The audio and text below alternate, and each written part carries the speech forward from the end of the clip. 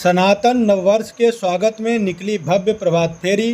पाली नगर में गूंजे जय श्री राम के जयकारे। हिंदू नववर्ष के अवसर पर पाली कस्बे में गुरुवार सुबह भव्य प्रभात फेरी का आयोजन किया गया। श्री राम नाम संकीर्तन समिति पाली के तत्वाधान में आयोजित इस प्रभात फेरी में बड़ी संख्या में सनातन धर्मावलंबियों ने भाग लिया।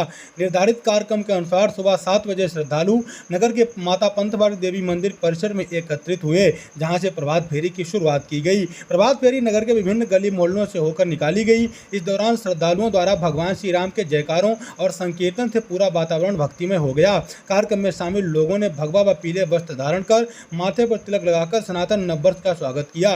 जगह जगह लोगों ने प्रभात फेरी का स्वागत किया और पुष्प वर्षा भी की। प्रभात फेरी नगर भ्रमण के बाद करीब 10 बजे पुनः माता पंथवाड़ी देवी मंदिर परिसर पहुंची, जहां पर इसका समापन हुआ। इस अवसर पर समिति के पदाधिकारी एवं क्षेत्र के गणमान्य लोग मौजूद रहे। देखिए खास रिपोर्ट।